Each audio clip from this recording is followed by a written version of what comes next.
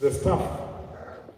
Currently, I'm alone in the office, who is employed by the conference, paid by the conference. And the three that are here that we introduced are employed by the YEP project.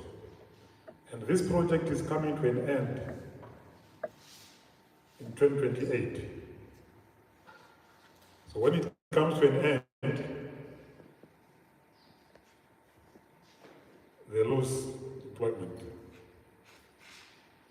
So now we need some strategies as a church, because ADRA is your organization.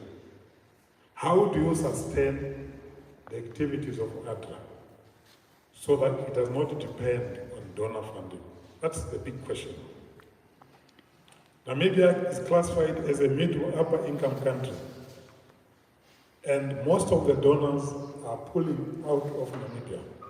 They are not willing to support NGO activities because we are a rich country. That is what is this bank called? The World Bank.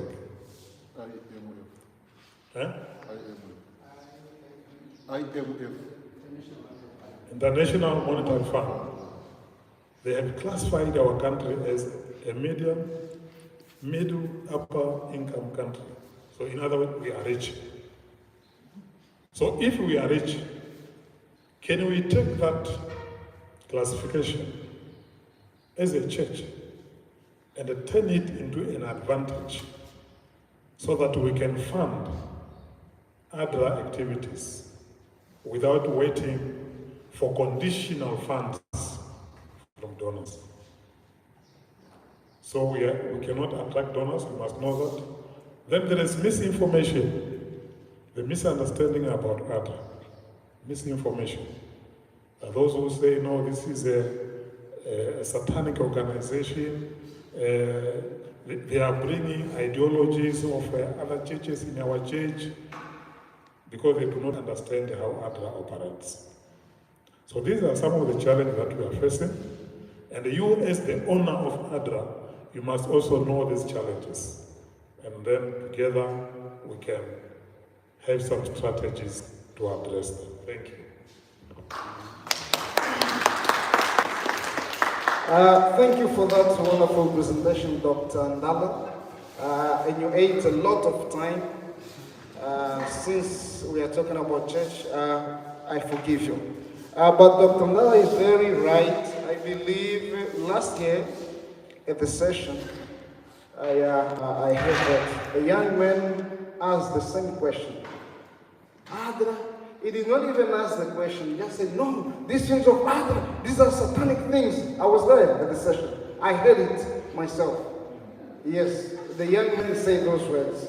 And sometimes also the leadership, if I may say, please do not crucify me, but that is true. In 1 Timothy chapter 3, verse down there, it says, whenever we are to give a post in someone, we need to give to someone who is old in the faith. These are young people who are just coming in the church, and we want to give them higher positions. Huh? Yes. That is what my Bible says.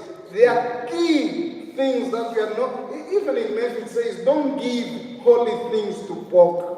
That is the meaning. A person just joined Adventist church in 2 years, since he's good in speaking and doing things, no. He will be the young people, the youth director. Let's take that mentality. The person must be grounded in the word, so that these words, imagine in a session. Huh? In my time, I take that boy must go out because he's not ready. Huh? Yes, in my time when I was young, I take out that boy because he's misleading others. Yes. When you say that, others that I do not know, now they also know. Thank you so much, Doctor. Our doctor, she also had the challenges. Yes, she's from the GC. She's going to make a claim. Yes, yes.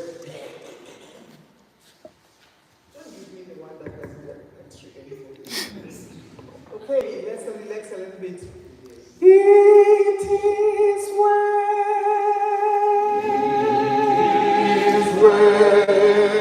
with my soul. It is well. It is well with my soul. And Lord, haste the day when the grave shall be sight, that lost be rolled back as a scroll. The truth shall resound, and the Lord shall be saved and so. It is well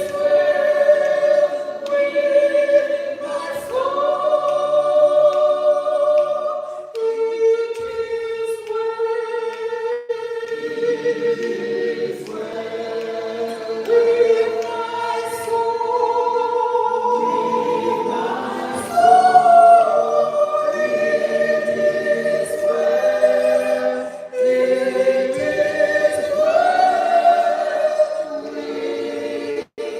with my soul.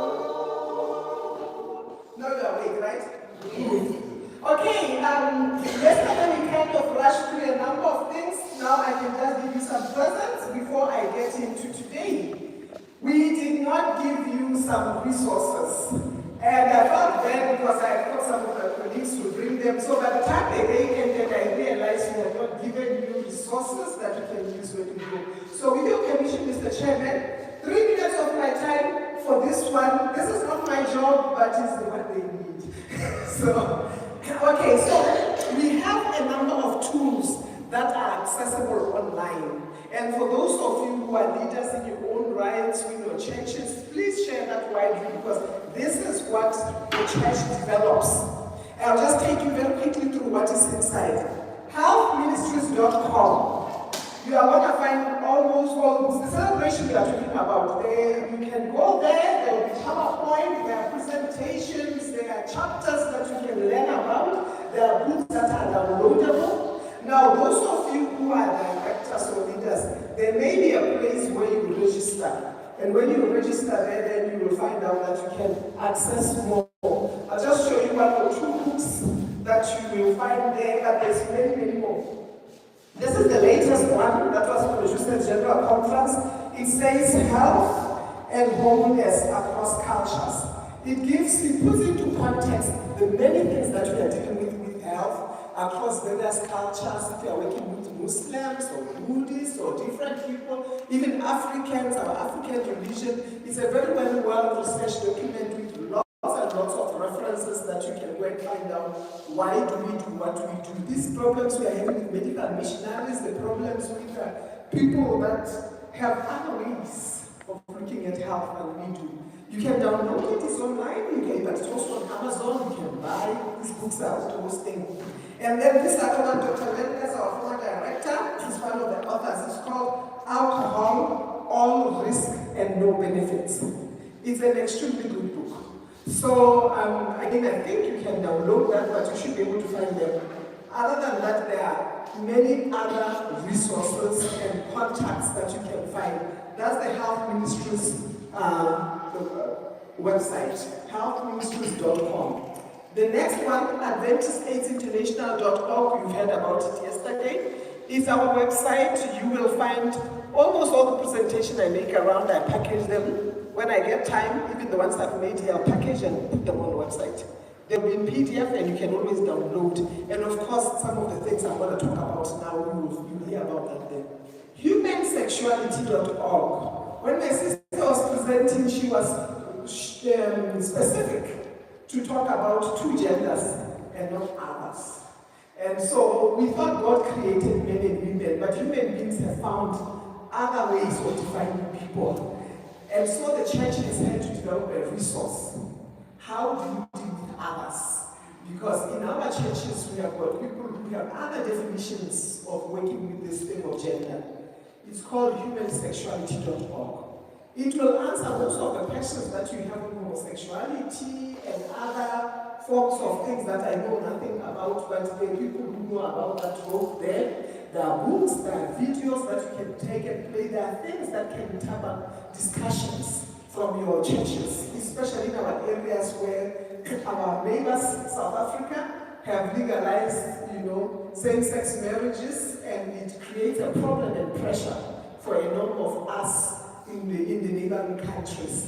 And so the question is, what does the church say? Where do we come from? How do we treat this? A lot of those go there. You'll find also videos, testimonies, and they continue increasing resources all the time. The next one, reminded.org.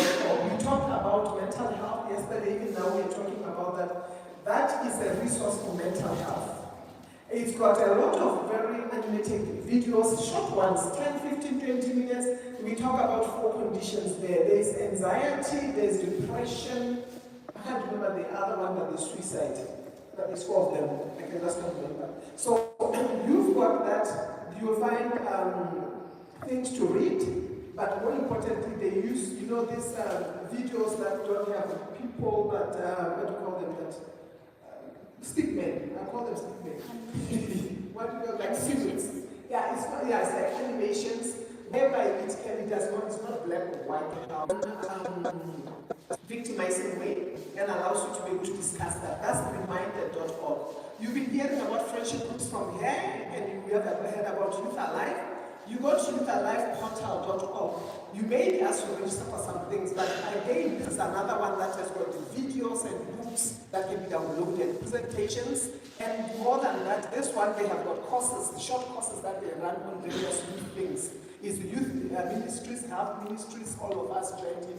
Education did a lot there. They actually have got very, very good videos done by education departments on drugs. They deal with marijuana, they deal with ecstasy, all of those things that we talked about yesterday.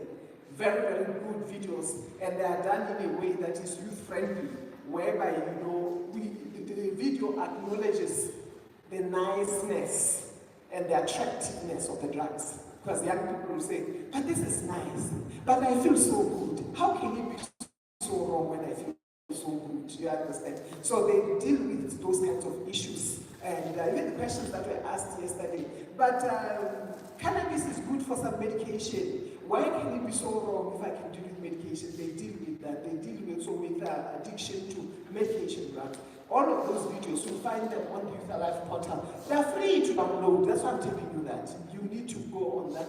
Adventist Recovery Global is the one about drug addiction recovery. You may need to do the training on that, but you will find information there on what is available that the church can help you with in terms of drug addiction recovery, what areas of that can you run in your own churches, and where you can find training and the like. It generally has to be arranged through the conference and the union. Gateway to wholeness.com, we talked about it yesterday. That also is an online resource for those who are struggling with pornography. Pornography is a private problem, and it's very, very, very personal, and it's very difficult for anybody to say, I'm struggling. So it's not going to be solved in a group setting. You understand? There are some things you can do in group setting, there are things that you just can't. It's so private and personal, and this gives you a private and personal access where you can have one-on-one support. It starts off with some of the simpler, free services, but then it goes on to where if you want more, you may have to pay to get to the level where you get one-on-one counselors and the like. And then Bring 3.2 is the Stop Smoking program that the church has. It also allows you to run stop smoking programs in your areas. ICPA World is one about alcohol and addiction. It's a very good one. You like that one also, if you have programs, it's one of those that you can apply for some funding or the like. It's actually a church, it's another church agency that's registered with the United Nations and well recognized. The chairman of that is still Dr. Lendless. And then, I'd like you to get these next two. They are on the church website, but they give you official statements. I get questions from, what is the church position on abortion? What is the church position on sexual transmitted infections? All those questions, the church gets the leaders, our presidents, and they get together and they come up with statements. So that when you say, what is the church position? It is not what you heard somebody say.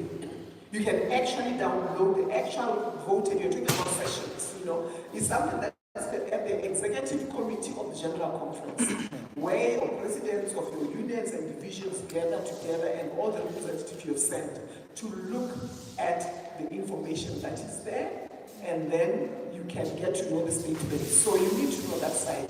The last one, the facts with hope.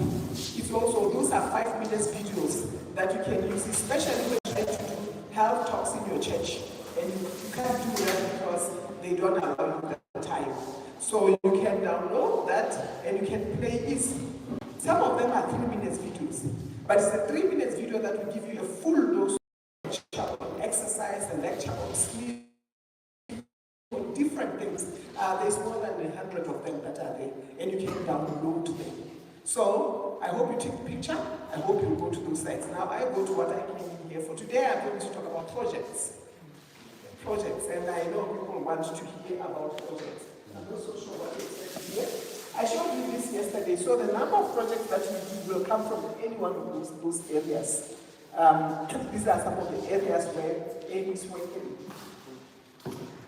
I am sharing first with you some of the projects that we have done elsewhere to give you ideas of what kind of projects we are talking about. Many of our projects are on the income generation. Historically, they were being done by people who are living with HIV and were affected. And they have gone on to become a mission on their own in the ministry. Because it would have started primarily, necessarily, they are pushed by support groups in the churches. One of the things we'll be encouraging you, say, is your churches to have support groups. Support groups, yes, can be for HIV, but we've just been talking about the youth alive and the like. There are support groups. I've talked about chastity clubs. By the way, we have already a lot of support groups. We don't realize that they are like that. Did you know that your Sabbath school action groups are support groups? If they are used properly, because you register, you are together, you pray together. If the Sabbath school action groups are done right, they actually are a type of support groups. Your Pathfinder programs, you are in Friends, you are in Companion, you see that that's a support group. And you meet regularly, you do. So we do have a lot of support groups in the church. We just don't know that we look at them like that. But anyway, we can form more. And this time around, be intentional about it. So they have the support groups, like that group there that I went to visit. They is 1 or 2 people. They actually were put together by the nurse in our clinic. So the nurse in our clinic usually would observe some people who are coming for ARVs and they are not very consistent, but they recognize that some of their neighbors are also coming for ARVs, but they are consistent. So she'll get their permission and then she'll put them together. Say, how about this person helps you? After all, you are from the same section, you are working together to pick up medication, and that's how it usually starts. And so she will put them together, and then they will then say, oh no, I've not been coming because I do not have money for transport. What about if you were to have a small project to raise money for transport to come for medication? That's really how a number of them started. So then they'll say, but we don't have a startup capital, how would we start?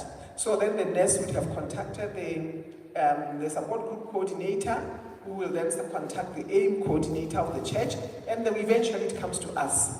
And we will give them some money to start up a project so they can raise money to go and collect their medication and to have their vegetable, And then they would not necessarily, 1 or 2 would be Adventists. Then they'll go on and usually invite their neighbors.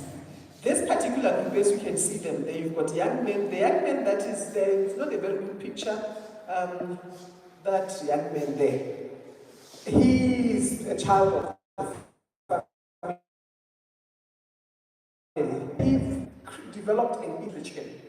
So they decided to co-opt him into the support group and raise money and send him to a Tibet to go and learn about chicken. He knows how to inject them, how to give medication and what. Now we have given them startup money for chicken. And then when I went to check on them, I said, how can I help you? They said, oh no, maybe you can help with the cooler box because now we have got a lot of meat we are producing. You see, so their chickens, they do well. And I asked them, why do you want to be 3, 4, 5? They said, no, because when you do chicken and you are alone, when you are sick, they die off. Nobody can look after them. So if you are thinking of a project, it helps if you are more than one. You need other people around.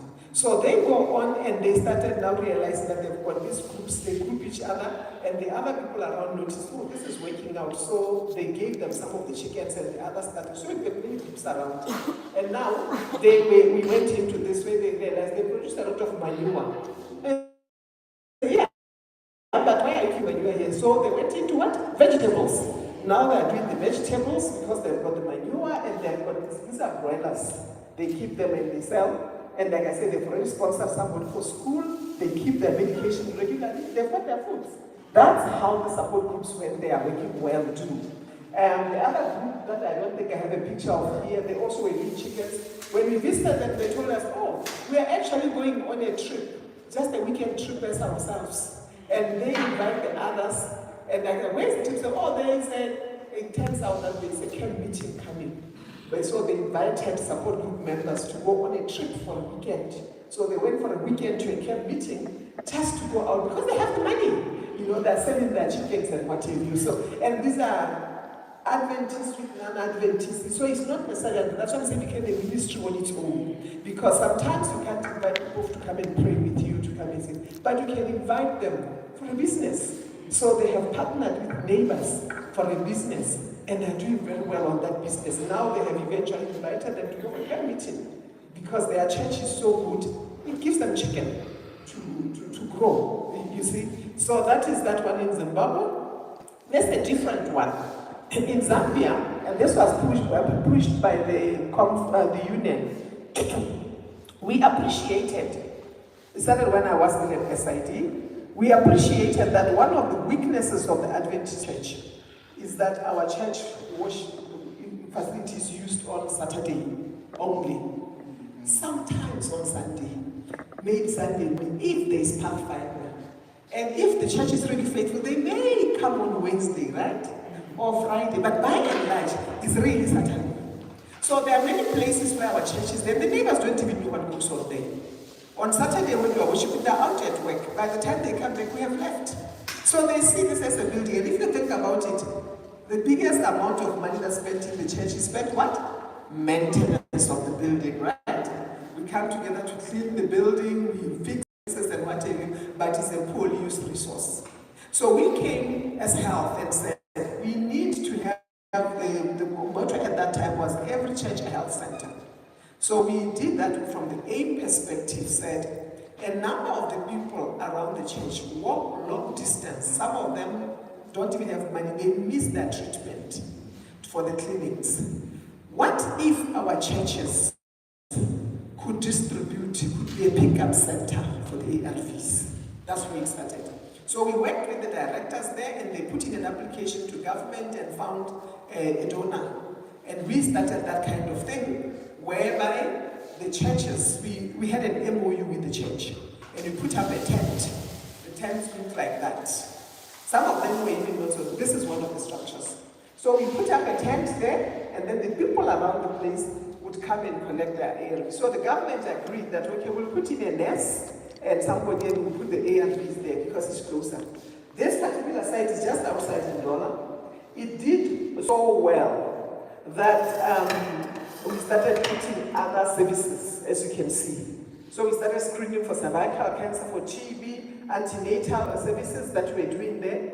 And the church grew. This is the church being expanded. These are the people, when I went to visit there, you can see these are the people outside sitting out waiting for the service, because they came to a point where they had 1,200 people on the register, which means every day they'll have about 100 or so who come to collect. And soon enough they asked, what is this building? And they were told it's a church. And they started now coming. When the church started, the membership was about 300. It was 600.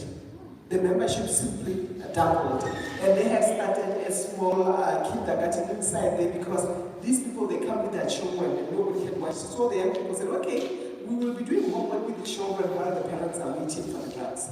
And then we came up with a radio, AWR, we put up a radio out here. Some of the sites actually put a TV. When people are waiting, then we run the programs that are inside there.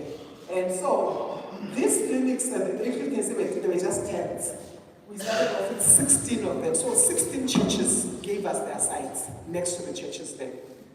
And 8 of them did so well that when the project closed, it was a 3-year project.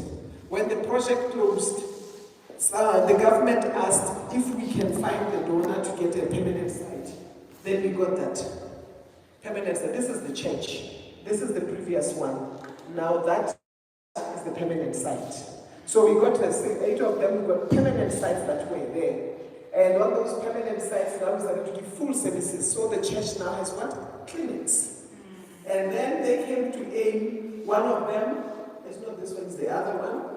We realized that in the area around that, the problem was water, including for the clinic. So AIM came and drilled a borehole. So the project last year was to drill a borehole. So now we've got 3 of the churches have got boreholes. The neighborhood, they come to church to fetch water. And they will tell you, oh, we know that on Sabbath you don't fetch the water here. One of the churches, they started with 800, now they have got close to 2,000 members. That's how you end up in Zambia, having over 1 million Adventists. It's problems like this that we are lining out of that. You understand? So I'm just saying, get ideas. I don't know what ideas work for you, so I'm showing you different ideas of what has worked in other places. This one here, okay, this was a mix of projects in there, just a summary. But the ones that I've been showing here, these 2, is from Angola. It is not an AIM project. It's a women ministries project. In Luanda, there was a district challenge where child sex trafficking was very common. And the government was so worried about that, they came to the churches and said, what can we do? And our women said, we'll come up with a center of humanitarian support. So they rented a place, what we call the red light district, right in the place where there are brothels around there. They rented a house and they will start to teach skills. So women, each one brought the skill they have. And we had a lot of skills. What are the skills? Hair making, hair braiding. How much of these girls don't know that? Some of the skills, bread making. This skill that is being taught here, you know what it is? Etiquettes. How to set a table. They'll say there are restaurants around, but they want hires. You can't tell a fork from a spoon. We don't know which kind of glass goes for what. Do you understand? But there are people in the church who knows which fork to use and which spoon to use. And they said that etiquette. So there's etiquette. Then AIM bought them one of those sewing machines. And somebody said, no, we can do sewing. We bought them sewing machine. I think we bought them also a kitchen because they started to cook for the food for the people there. When I went there, one of the ladies came and said, Dr. Square, I just want to thank you. I was struggling, I didn't know how to make bread. They taught me how to make bread. Now I sell bread and I've put my children through school. And because their children had dropped out, says now put my children through school because of the bread that has been helped to make just from that place. The young men that come there, they're being taught simple things like plumbing. There are some people there, some of these skills are easy to teach that they can be called around and be doing that. Some of them, simple things like, do you know that people don't know how to wash a car properly without scratching it? It looks like a simple thing, but you can teach them something like that. So these ones have gone on so well that now we've got full-fledged registered programs. The program now is a 6 months program with a certificate. Now we can even present a certificate. All because the government said we have this problem, and Asia is government here, and the women municipality took it up. So we are working with them on that. So you can do a lot. This one down here is another year. This one is from Lesotho. And we started with them. When you see this account from the young people there, they got the money to go and buy a dairy cow. And the young people, so they got the dairy cow, they looked so well after the dairy cow, they made so much money that they bought a wheelchair to one of the people around there. And when we were in Lesotho last time, the young team came, was telling us, you know what, Dr. Siko, we're so happy with your progress. We gave them the money to continue with the project. The parents of one of the kids saw how he was so passionate. He had stopped being the naughty boy around. He was so passionate that they got money and bought him his own cow. Now he's in the process, selling his milk because it's dairy cows. And they were here, taught them, got people to teach them how to look after a dairy cow and how to produce the milk. They started with it as a group on that. And those are some of the projects that for them to start that. So we work also with orphanage. Orphanage in Botswana is run by women's ministries. And women ministries is a very special one because what they do is they take orphans and vulnerable children. Many of them come from HIV families, but not just that. They are just vulnerable children who don't have an opportunity to go for preschool. You know, preschool in many places, probably even in Namibia, is not funded like mainstream school, right? So the children who are still younger. And now if you come from a disadvantaged family, you go to preschool. And when you go to primary school, these other ones are faster, right? Because they've already been introduced to preschool. So this is next to the church. The building on the other side is the church. So the church divided its yard and decided to, on the other side, to put a preschool for the orphans and vulnerable children. But then they opened it up that those who have money, they can come. So church members bring their children to the preschool. But the fees are such that whoever pays, you kind of also assist the next child. You see that. So the children from vulnerable families, they come here and she treats them equally and they mix with all the other children, but they don't always have the money. And you hear the stories of some of the children, how they come very thin and then. So it's a preschool, even if it's a child that is an orphan or a child that stays in a bad state, the idea is to give them a good meal. So they come to the school, they are given education, they are given a good meal, they have a chance to mix with other children of their age. Although they go back home to the dire straits, but at least they spend half a day in a place where they can be safe. So we should tell them, we should bring some of these families. You know, some of this vulnerable population, they are very difficult to work with because you take one child who is 2 years, next year is another one. Before you know it, you've got like 3 or 4 from one family. And the mother has HIV and there's alcohol and everything. But what do? We are trying, at least the women ministry here, that are trying to save what? The next generation. When I was there, we had donation of heads. That's why they all have these heads. So we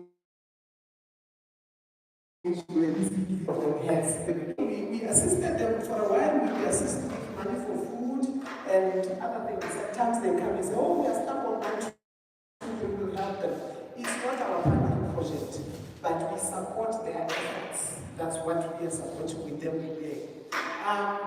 This 1 year aim actually started, and this is in West Africa, in Cameroon. It's a grandmother's club. Yesterday I showed you that. They took that booklet and decided to go and start a grandmother's club. In places where HIV is ravaging, especially in the times when it was very hard, it killed who? The young ones, right? The mothers. So it's mainly the old women and the children. So you have that situation of grandmothers needing to be the ones to look after the children. So they came up with the idea that this gentleman who did that, he said, he's a nurse at one of our clinics.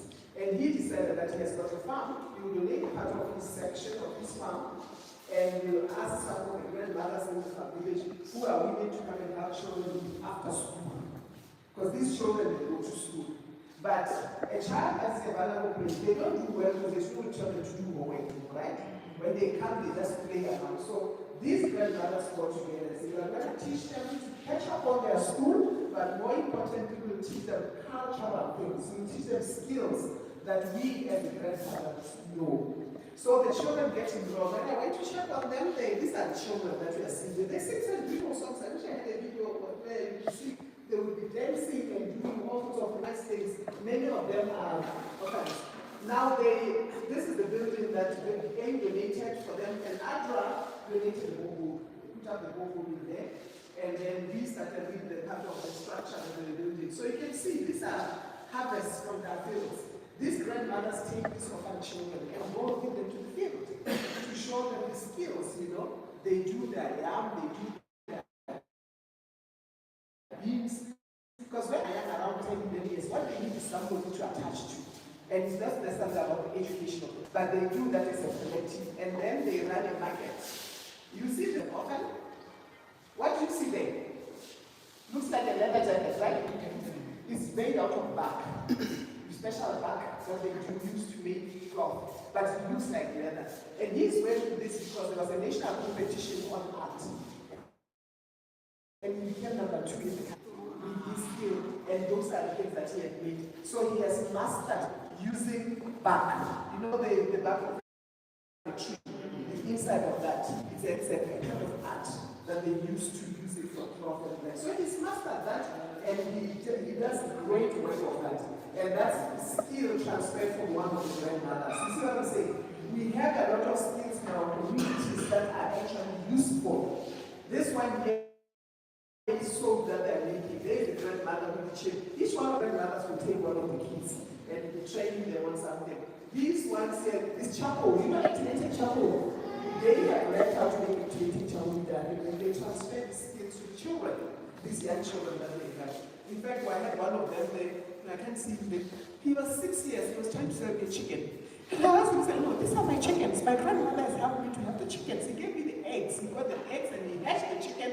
Now he has raised the chicken. He brought them to the market. He wanted me to have the chicken. You see? And they do flower arrangement. They do any kind of skill that you find in the village. Because these grandmothers have a lot of skills.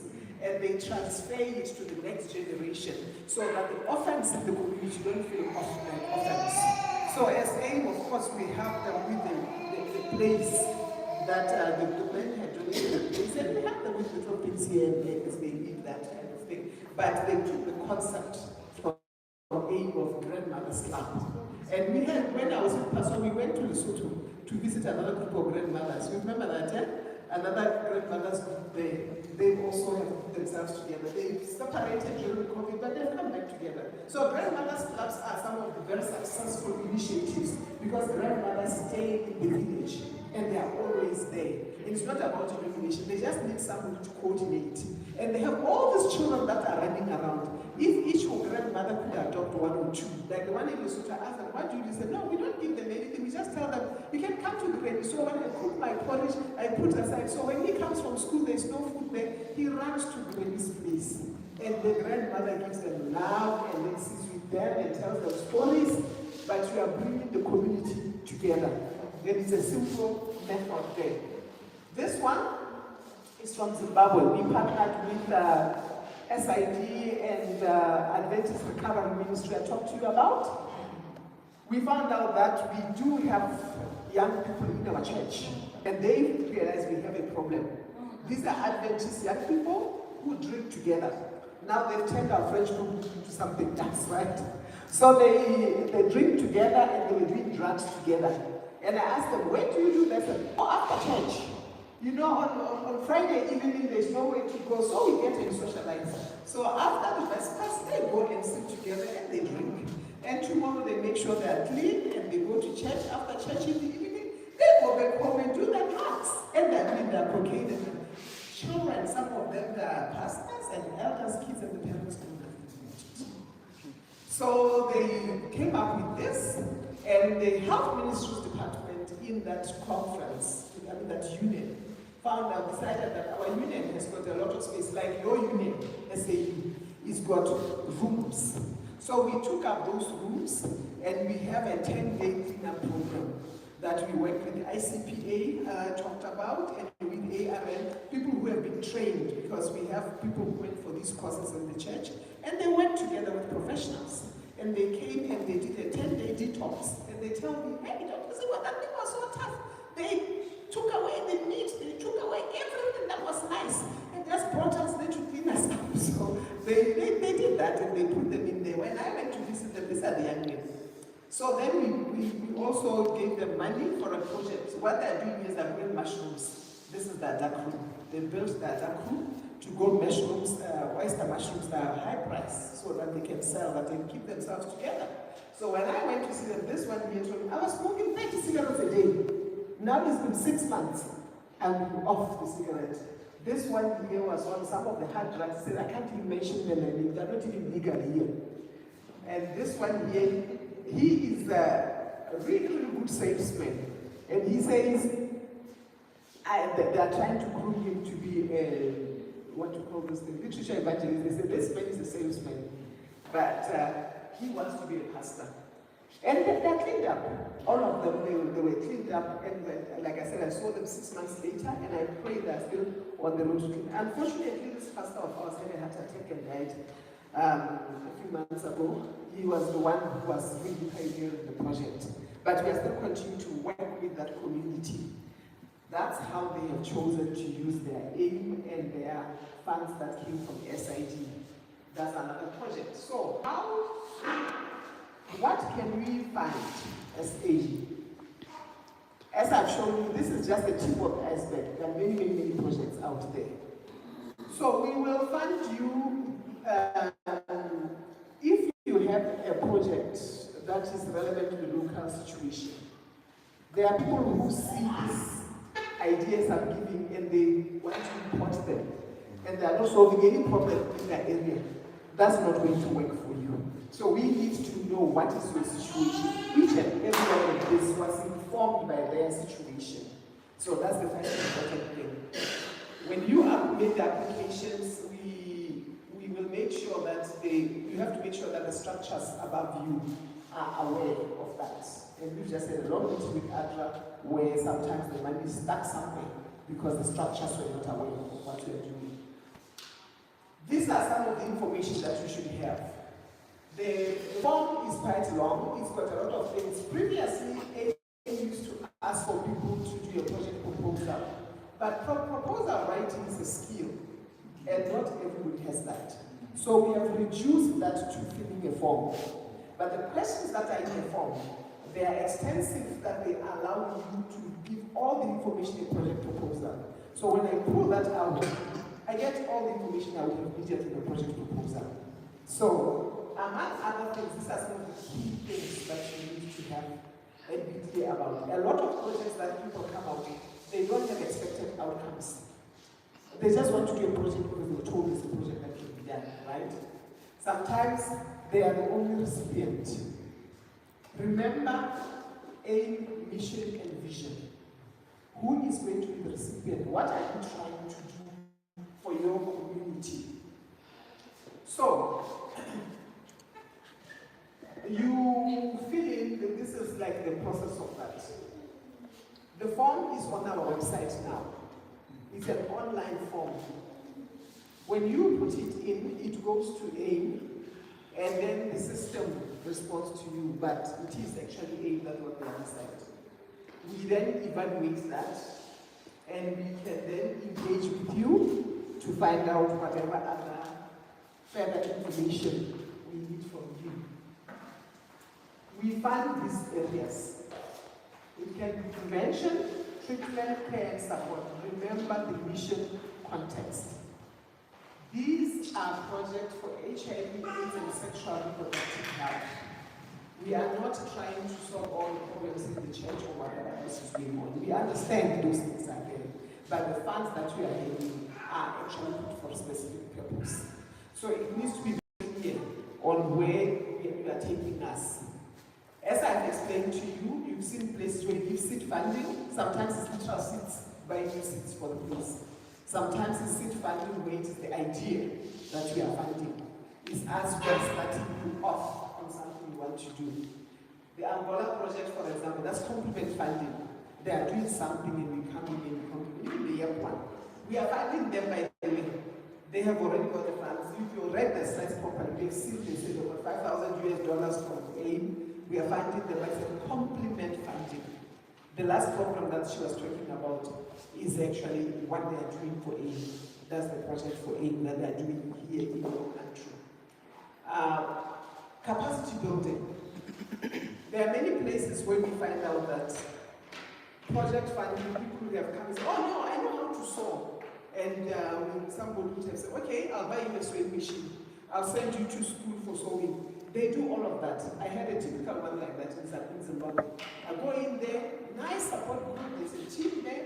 We bought them, my previous predecessor, they bought them the cloth, they bought them the machine and everything. And they were very happy when I came for them to come and show me the clothes they have made. And then they said, okay, how can I help you? we need money for more clothes. I said, but you've got clothes. They said, oh no, they're not selling. Why am I going to give money for more clothes when they haven't figured out how to sell the clothes? Do you see where the problem is? The other group, they had, I said, but is this all the cloth that we have? We've given you more.